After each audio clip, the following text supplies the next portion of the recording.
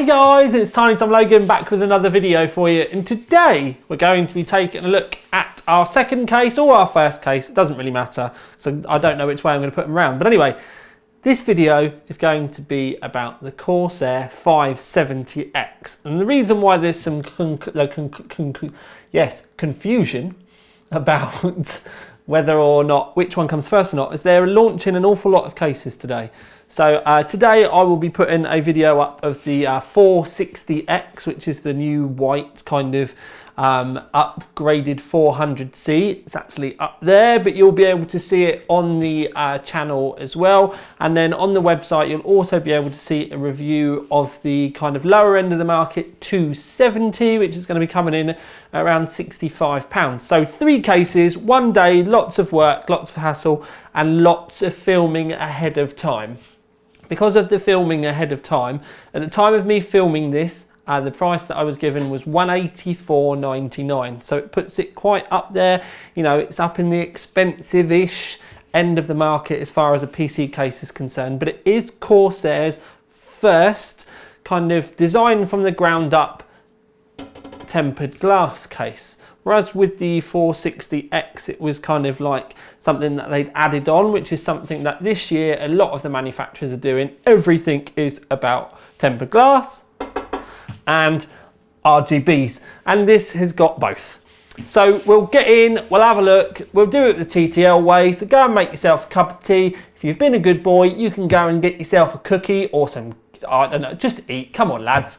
We've got to keep our strength up so that we just do. So without further ado, so before you panic, the case I've turned on its nose, and that's because on the top panel, which is what this is, there are the switches. Now you've got your power switch. These 3 switches are to control the RGBs in the fans. So you've got a mode button, you've got a time button, and then you've got a light button so you can decide on your colours and stuff. So those are those 3 switches down the side. Then you've also got a headphone and a microphone jack and 2 USB 3 internals.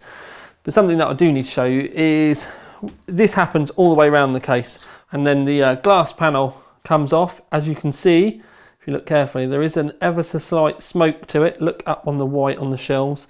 You can see there's a slight smoke to it. And then with the rest of the panel, what we can do is take the dust filter off. So the dust filter incorporates the back curved section. Got a lovely big dust filter, and then that exposes the kind of underside or the underbelly of the panel. And then if I bring you up just slightly, what we can see here is we've got some 120mm mounts. These are these small ones. And you've got 140mm mounts. So these 120mm mounts are offset. As you can see, they're off to the left-hand side. Now I have in here fitted, for this exact reason, some Dominator Platinum, so that you can see that the DOMs are a little bit too big. The Vengeance LED are slightly too big as well, but something like the LPX you can get in fine. Now this is only a problem if you want to have a very deep section going down, so radiator, 2 sets of fans, that sort of thing. Between the roof panel and the top of the memory stick, just in case you did want to have enormous memory sticks, there is 60mm of room. So that essentially means you could get a H100i or any AIO and a single set of fans in the roof, and there'd actually be 10mm of room there. So you only need the shorter memory if you're planning on having something enormous in there, and it would genuinely need to be enormous. If you wanted to go push-pull, for example, you'd want smaller ones in there, but you know, they would go over the top only just a little smidge. So it's all something to kind of keep in mind anyway. It's worth noting as well, as I'm putting the panel back on, the screws are quite long, and that's because they go through the dust filter and actually screw into the case chassis itself. So it holds all the dust filter down onto the case, and when you are moving it around, because it does go right the way through to the chassis as well, it does actually give them quite a bit of rigidity. Round to the front panel, and with all the glare, it's the same kind of setup. 4 screws to remove the front panel, And again, you can see it's got the same tint to it. You can see the lights flashing away. But the reason why we're here is you can see the white Corsair light at the bottom. But this actually comes away and is part of the actual dust filter. And again, this dust filter goes right from one side to the other on the actual chassis part of the case itself. It's magnetic. It all does snap in nice and easily.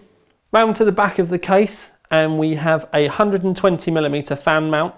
You can see that we've got the extended mounts as well. It's not just circles, and it does mean that we've got a little bit of movement to be able to move it up and down, but there is no 140mm option. Also, as you can see, there isn't a fan there either, and it's because it doesn't come with one, amazingly. The only fans that you get are the ones in the front. They're the SP120 RGB fans. They do all come with the controllers and stuff, which I'll show you in the back section in a second, but it's just dawned on me that I hadn't actually said anything yet. So we're around the back. We've got a normal 1, 2, 3, 4, 5, 6, 7 expansion slots down the side. The power supply is in the bottom, but you can turn it either way, and again I'll show you that on the inside. But if you do have it face down, then there is a dust filter in there should you want to use it. Now there is this little cutout here as well, and I have to admit I'm not 100% sure what it's for, because it can't be for HDMI for VR or something, because there's no VR connections on the case. So we have this pass through here. It does kind of line up nicely with, you know, like your I/O and stuff, but I genuinely don't know why we have this cutout here, and I've not been able to work out why it is. So I'm sure once this video goes live, someone will tell me. Please tell me in the comments underneath before someone at Corsair comes and laughs at me for not knowing. Round to this side of the case, we'll call it the back of the case, and again it's 4 screws, although these ones are a little bit shorter because it's not got to go through, you know, it's not like massively stood off or anything like that. You can see that it stands out ever so slightly from the chassis of the case, but it does help give us this nice curve. So when we do pop the full glass side panel off, there is an awful lot of stuff for us to talk about on the back. So we'll start at the front and we'll work our way around. So in this section here, we have room for 2 mechanical hard drives. But in the center, there is mounts there, so you could put 2 solid state drives on there should you wish. There's 2 thumb screws at the bottom of either. They're, you know, pull out, stress fit mounts. They've got little rubber grommets on the side. Pretty kind of like simple, basic. For those of you out there that do want these, obviously mechanicals you can get bigger capacities, but they are still quite expensive, but they're obviously cheaper than a big solid state drive. The other thing when we move forward is this, and you can see that there's a big section and it leads you to think, well, how do I get my cables? Well, there are 2 thumb screws again. So if we pop these off, what it does is you've got a metal shroud here which through the window, which is obviously there, helps keep your cables right in check, because it keeps them completely out of the way and they're all hidden in there. So in there I've got my 24-pin cable for the motherboard. I've got a single PCI Express daisy chain in there, but you could easily get a second one through and not have to worry. All of the other cables that are kind of bunched in here are the main case cables. From the front, what happens is you get the 3 cables come through into here, and because they've got the RGB, you've got 2 sets of cables. You've got one that comes into this control box here, it's like a splitter, and then you have the 3 normal fan cables which I've got up here. Now they are literally just 3 normal fan cables that you need to power.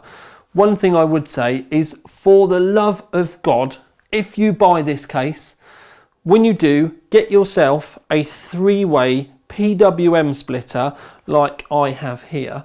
They are not a lot of money, and if you think about trying to get these 3 fans into headers around your board, if you were going to do it that way, it would be a nightmare, But if I've got all three of these wired in to a single PWM, these cables aren't a lot of money. The case really needed to come with one, but I suppose it depends how you're going to control your fans. So something like this, I would say if you buy it and you're going to think to yourself, yeah, I'm going to want to run those off of a motherboard header, order one of these cables with it. This one I got come from Aquatune, and it's something that I actually keep in to hand to help me with the builds and stuff. But with this, you genuinely need to get yourself one, I think, to save your sanity when you're trying to keep things tidy, because you've got a glass panel around the back.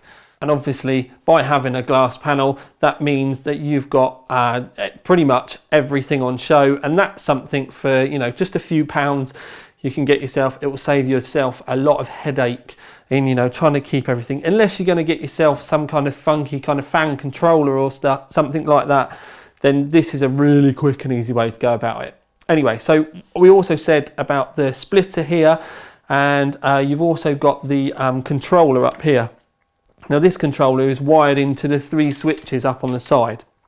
But while we're talking about this controller, this you need this to be able to run the fans, essentially, because it tells the fans what colours they need to be. And you can buy the fans individually. Normally you get them in a pack of 1 with one of these controller sets, a pack of 3 with one of these controller sets, or on their own. And this does mean that you've got a way that you can connect a further 3 fans. So in this case, as I've shown you already, that could mean you've got 2 in the roof and then 1 at the back. So with the kit that's in here, you would only then need to go and buy fans. And just to put a number on it for you, the 3 fans in the front with the controllers, that's over 50 quid's worth of kit if you were to buy it individually, just there straight out of the box. So if you did want to add it, you know, add them in and go and get yourself some other RGB fans to make the setup, it's got them all there for you. All you need is a SATA power to connect it. When we get round to the other side, you'll see that there's a light. That's where my other SATA power is. But the other things that we got with SATA going on inside here, we have we've got the solid state drive, and you've got 2 that you can mount at the back. They've kept it all kind of nice and open as well, so that you can put them on display. And they do come out, pop out nice and easy as well. You have got thumb screws at the top, but I would genuinely say you're only really going to need to use those thumb screws if you're going to take these mounts out all together. One thing I did notice though is I'm using the RMI 750, and you can see that I've got my 8-pin power cable kind of going up through here. If you're one of those people that normally has your power cable going up this side and you want it to be up this side, super hidden and out the way, I would say to you, again, this is going to need an extension cable, but it doesn't need a lot. You're looking at 15 centimeters at the absolute maximum. If they're only 30 centimeters long, it's going to look daft. It will be too long. I would just say go up this way. So if you do have to do this, one of the things, little cheat for you, and this is like, listen to this before you build it. Before you clip your motherboard in and you're holding it in place, you can hold it there, fit the 8-pin cable then put your motherboard on all the standoffs and everything like that and screw it into place. It will make it so much easier for you to do it that way, because then all you're doing is pulling the cable in tight and it should sit in. But if you imagine trying to fit your cable, say this is our fitting, and you're trying to fit the cable and the cable's all really tight, you'll have no slack. It's just so much harder to do. So you can just do it this way. If you've got a power supply which hasn't got the length of this cable here, another cheat before you put your motherboard in, poke it up through here, because there is actually enough room to go through the motherboard cutout. Poke it through here, again, fit it. Fit the cable into the motherboard before you put the motherboard in, but have the cable going through the cutout and then push your motherboard in, and it will just disappear up behind here. I've never had any problems with that. If you're really super conscious and you're worried and you're a bit of a worrier, you could wrap a load of insulating tape around the bits that are going to go underneath here, so you can have like an inch or whatever that inch, the Americans will like that, you know what I mean. you could have an inch of insulating tape just to take the worry off if you thought that one of the spurs off the back of the motherboard was going to poke through the cable and short it out or something, but it's not really needed. But otherwise you can just about get it through here. So this isn't a fault of the case, and it's not particularly a fault of the power supply either. I'm just trying to give you loads of information about actually using it, and if you do end up buying one, then it could genuinely help you if you have watched this video and you think to yourself, oh yeah, that crazy bloke from Blighty, he said to put it on first, and yeah, right, I can see what he's on about. The only difficult thing is when you do have all your cables in like this and you're trying to fit your backplate, best thing I would do is I would lay the case over, and then with it laid over you can get it in the locating slots at the back, and it does give you the ability to wiggle the cables in, because they do go in, and then basically then all you have to do, I've just realised I've got unmatching screws because I've had the case in bits, but then you can get your thumb screws in. There we go. You can get your thumb screws in, go in with your screwdriver, get it done up nice and tight, and it's pretty much job done. Then with the second one up here, this one's almost in place already.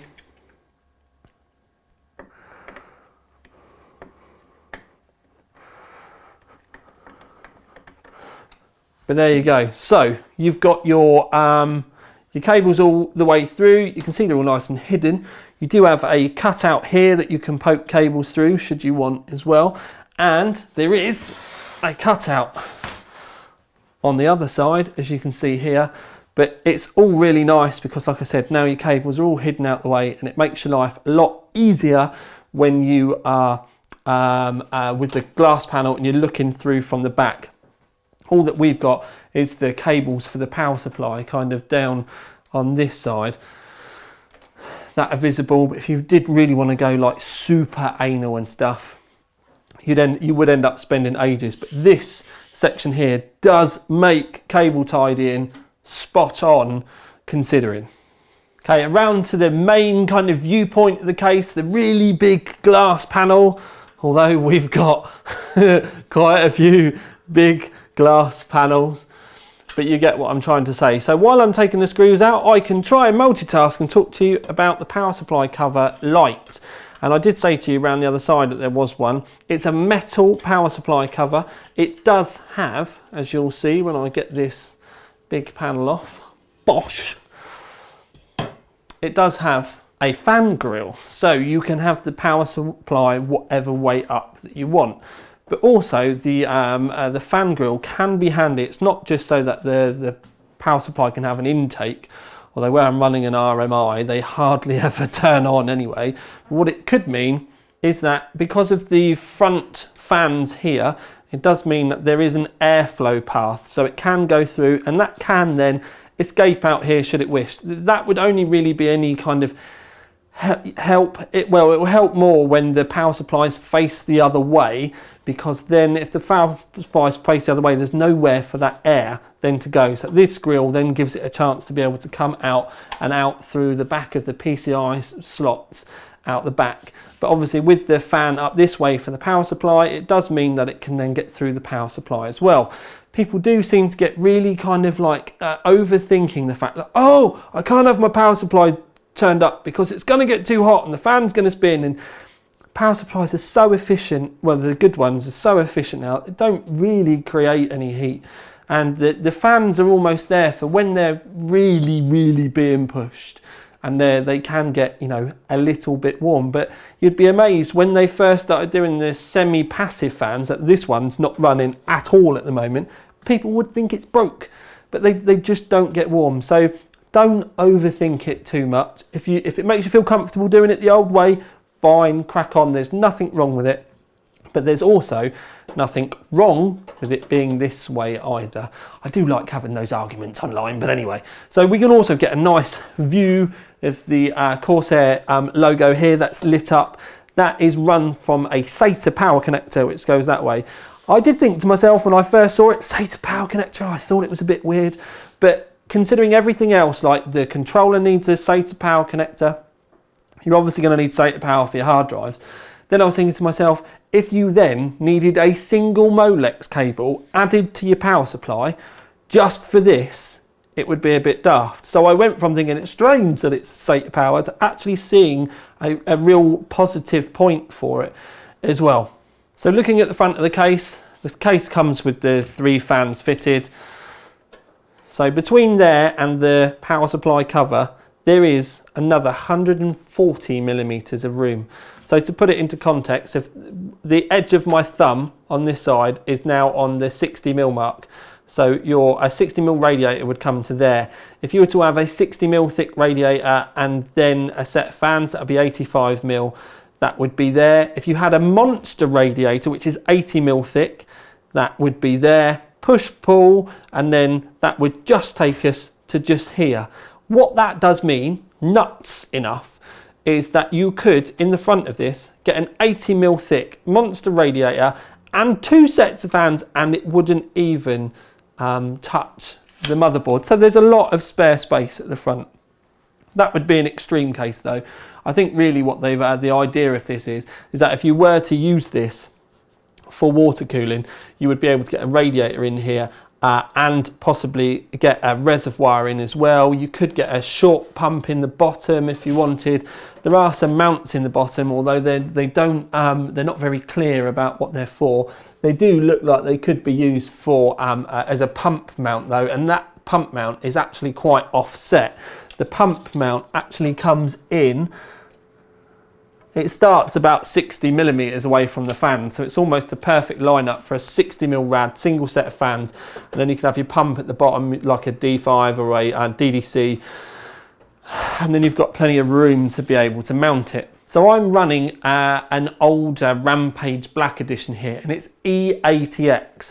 So what we can see with E80X is the screw is actually here. So with the E80X, all it is you get that extra bit of girth, and it's about 25mm. Most cases can fit in the E80X case, even if they don't list it, unless they've got an angular section. But with this here, you can see that we've got the grommet, and it just overhangs the grommet a little bit. And even though I'm running an RMI and this big heat shrink section here as well, the capacitors are, so even though I'm running that and I've got that really tight section around the back that's holding all the cables in, you can see I've still got ample room to be able to get it through. You can also see I've got my cable here down the bottom for my PCI Express. So there's plenty of room for your cables to come through. One of the things for the light in the bottom of the case for the Corsair logo, that is here. Now this might seem strange, but when it comes from the factory, the cable actually comes around here and up here, and it goes into the main power for the LED, so it's your power LED. And it, like I said, and there's a spur in it, there's a two-way thing. So one cable goes around the back and one cable comes around here quite visibly, and I didn't like it. And I've actually routed that. There's a little grommet here. So this is another little tip for you, is that the connector can actually, there's a little plastic clip so that you can separate them. So what I would say to you is, if you do buy one of these, another one, is pull that off, poke the cable round, and it comes round the back of the,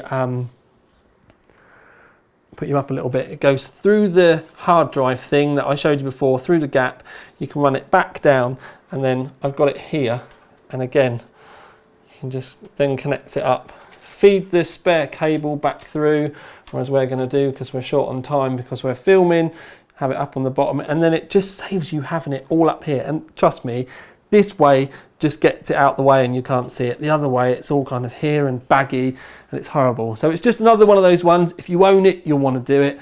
The only thing I've not really connected was my SATA, and that was because it was a little bit difficult for me to do it without having this big loop. There isn't really anywhere that you can kind of hide it. I think if I was to build, genius, look at this. Come on, Tom, watch what you're doing. So I've got my SATA in here now, and it's going down here. I think if I was to build this rig again, I would probably bring it up from underneath and run it up the side or something, or try and fold the cable. So it really, this it's long enough really, if you think about it. You could have it all the way over here and it would fit. So this, I think, is a little bit long. I don't know whether it's like a generic length that they make or something like that, but I think it could have been at least, and I do mean at least, 10 centimetres shorter. Maybe even 15, because most of the USB 3s are down this way.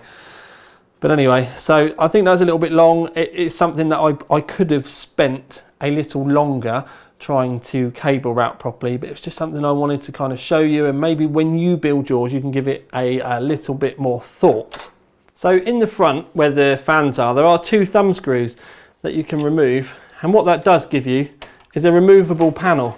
Now I've still got all the fans cabled up, but this could mean that if you've got a radiator, it could make your life quite easy to be able to get your radiator in and fitted with minimal fuss. There is also a couple of them simple screws. You can remove the roof one as well, and again this could mean that you could easily get your AIO in with all the fans attached and then just clip it into place. So you're thinking, strange view, Tom, what are you up to? Well, I've saved this till last because I actually want to talk about it in the conclusion, and I wanted it to be fresh. Not sure whether you can see, but if I get my ruler up here, the base of the mount for the window is like a rubber penny washer, and it actually holds the case off of the side. You can see that there's a gap. That's the back panel. That is what I would call the main side panel. And you can see I can get my ruler through this, and this ruler is only probably a couple of millimeters big, but it goes all the way down the side. You can get it right the way around the outside of the case. So the side panel doesn't seal the inside of the case at all. And where it doesn't, it then makes things kind of complicated. So on the back side, you could say that you've got a bit of airflow for like the back of the motherboard socket and the hard drives that could be in there. So I'm going to let you have the back off because it doesn't really make a great deal of difference. It means that, you know, there can be kind of a passive air movement. But when we're talking about the main chamber, then it makes us having a positive airflow kind of difficult, because it could mean that you can get air in all over the place without it going through the dust filters. But we do have a dust filter on the top and a dust filter on the front. So one of the things I would say is that if you are worried about this, because when I see, I mean, I'm not even being funny, round the back, I can get my screwdriver through the gap. It's probably about 4 millimeters wide. There are some big gaps. So then it makes all your airflow kind of confused, and you're like, you know, how are we going to go about it? I wouldn't normally say this, but the way I would do it if you're going to have this case is, if you end up putting fans in the roof, have them on intake as well. Have all the front panel fans on intake, have the roof panel fans on intake. And the reason for that being is, then if you're forcing all that air into the case, it's got to find ways out of the case. So then it technically should be pushing air out of the side panel fans, and if it's all gone through the dust filter, it might mean that you don't end up with dust problems creeping in the side of the case and stuff. So that would be how I would probably run it. No, not how I would probably run it. That would be exactly how I would run it. Now going into a conclusion mode, so we've spoken about those bits, I'm now going to wrap it all up. So I'm going to give it the Extreme Aesthetics Award, because it is a beautiful case, an absolute beautiful case. There are a couple of little flaws, as I've kind of said, but nothing's ever going to be entirely perfect. The airflow thing, there's an easy way around it, so do you know what I mean? It's not too much of a problem. Yeah, I know a lot of people are going to be going, everyone's doing glass, and you get people moaning, and then there's another camp where you see a different case and it's not got a glass panel window, and people are like, I'm not buying it because it's not got glass.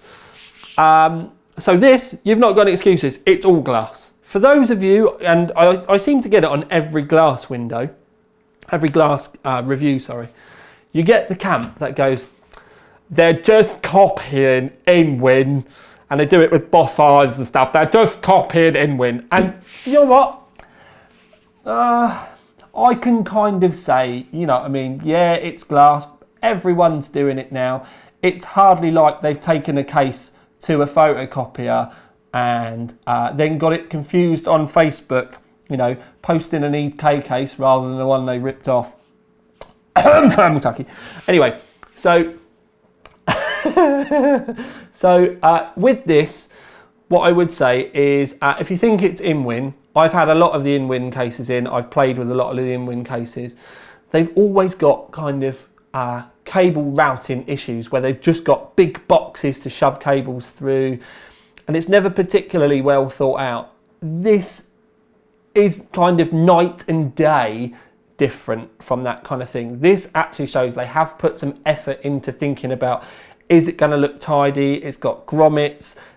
I'm not going to say that the airflow's sorted, but it's definitely better than some of the kind of like backwards round corners stuff that has been going on in some of the other glass cases.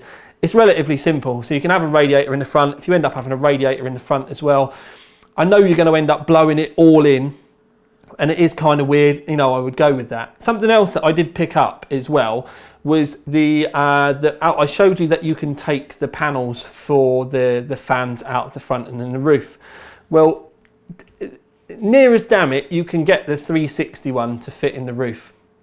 And I was all hell bent about, why didn't they just send it with a 360 support in the roof? And then I settled myself down, I gave myself a bit of a slap, I told myself to stop being a diva, and then I actually started to think about, what are people going to do with this? Or the majority of people going to do with this? And I would say that the kind of conscious option at the moment that a lot of people do, even air coolers like I've got running in this at the moment, are kind of starting to get, you know, minimised. Most people are going to buy an AIO. So what are you going to do with an AIO? You're going to have a 240 or a 280 in the roof. 240 or a 280. Now, if you had a 360mm one, you would end up having a fan gap down one end, and it always kind of looks a bit open. I end up wanting to put like bits of acrylic in to cover it up. So by only having the 240 or the 280 in the roof, then it makes it cleaner for the majority of us. For those of us like me that are a bit strange, might want to fill it up with radiators and stuff, you can know that you can get that front panel and you can get it in. You have to do a couple of little tweaks to be able to like open it out so that the fans, I think it's one bit, it's like 5, maybe 7mm that covers up the end of the curve of the fan. But you can cut it out and it wouldn't make any difference to the dust filter or anything like that. It's a 5-minute Dremel job and you can get them both in. They don't quite screw up, but if you know how to use a drill and you know how to put a nut and bolt together, you can get it to fit in the roof lovely bubbly. And I hope, because I have said to Corsair about it, I hope that they do sell that panel separately, or, which would be even better, and I know they'd probably not even sell 100 of them worldwide, but if they could make that panel up so that you could buy it and then it would fit natively in the roof with the 360 and still go through the dust filter and stuff like that, knowing that somebody else can easily just whiz it off with a Dremel, that would be chuffing amazing. And that was a CH uffing, not the naughty version. So if they did that, it would be absolutely tip top. But again, I'm just being really critical. I did think it was a bit of a missed opportunity, but then I kind of, like I said, I settled down and understood why. The dust filter, the power supply cover, the half ones, I personally don't like. And I never have. But this has probably come as close as a Corsair one has ever been to me liking it. With this, I understand that it covers up enough of the power supply to hide all the cables and then leaves enough of a gap for you to be able to get a radiator or a massive radiator or a radiator and a pump and stuff in the front. So I understand that they're trying to please everyone, and there's no way that you could have covered it up and made it removable without like messing up front fans and stuff like that. So I'm going to give it a slide. And I think that if you were like me and that annoys you enough, there's plenty of us out there that could make something to go over the top. There would have been no way that with this design that they could have done it for everyone without making it kind of complicated, really. because like I said, half the fan at the front would have been covered up, and that I think would probably have annoyed me just as much as the half thing. So, you know, going for the easy option, I totally get it. Other than that, do you know what I mean? I haven't really, you know, I've picked up on a lot of things because I see that as being my job. I know I chat a lot, I know I chat too much, but with what I try to do is I try to pick up on all the little things, and I try to help you so that if you were thinking about buying it, you've got loads more information than it's got 3 fans in the front and you can put 2 fans in the roof and it's covered in glass and there's a power supply cover there and it's 180 quid and bish bash bosh, 2 million views, bosh, done. I know I talk too much for that, but it's because I see my job as trying to help you, and in that I'm lucky enough to get hold of this stuff before NDA, so I try and give you all of my thoughts about what's going on. So long short of it is, you know, I've given it extreme aesthetics, and that's because it is an immensely pretty case, and it's probably been one of the first Corsair cases for a while where things have made my teeth itch, like the airflow and stuff, and then I've sat down, I thought about it, I can see their thought processes, it's all kind of good. It's even down to the point where I'm now stood here and I'm thinking about rubber strips to be able to seal it up. So, you know, it could make a really nice project. And I think with the immense amount of glass in it, which just in case you're wondering, I use the white stuff on purpose in the glass reviews because it shines through nice and you get an idea what's going on. But yeah, I do really like it. And I think that if I was to say to myself, you know, I want to put this on my desk, I genuinely think I could get past the little bits and find ways that are both easy to go, which like I said is to do with the fans and stuff like that. I could get past that with having it all blowing in and it would be all right. And then I could also turn it into little projects where I could seal it up. And that is a rare thing for me to be able to get something like that. I'm not finding it annoying anymore. I'm actually finding it kind of stimulating to the point I'm like, yeah, I could do this and I could do that. And I think that's kind of quite a good thing, whether you will or not. I know I'm twisted and crazy. So beautiful, beautiful case. Probably as far as glass cases are concerned, the back of this case with all that little cover, that was an absolute masterstroke, and it's probably my favourite bit about the case other than the glass is that little cover. I've never seen one done like that on that side of the case before, and done so simply and effectively that it's just like clip, clip, clip, do you know what I mean? And it's bosh done, and it makes such a difference to the back of that case. It's unreal. So loads of little touches there that I really liked as well. So hopefully there has been enough balance for you. I've picked up on the things that have annoyed me, and I've also picked up on the stuff that I've really liked properly, like, yes, like that a lot. Before you ask, I asked literally before I filmed this video, and there's no plan for there to be no RGB one at the moment. So if you do get this case, with the 460X, there was an option for it not to come with RGB. That would have meant you could have put the HD LEDs in. But with this, it's just this at this present moment in time. So if you want the maglev fans, then you have to take those out. If you want to put the HDs in, again, you have to take that out, but you've obviously got the controller in. And the other good thing about that controller is, like I've said, and this is another reason why I think they might have only put 2 fans in the roof, is if you did want to fill that controller up, then you could have 2 fans in the roof, maybe on your H100 IV2, and then 1 in the back, and you haven't, and it'll all go into that controller and you haven't got a problem. If there was a 360 in the roof, then there wouldn't be enough fan slots around the back. So that's another little thing that made me think that they put a little bit more thought into it than I did before I started moaning. Or at least when I first saw it, and I was like, why? I'm kind of starting to understand it a bit more now.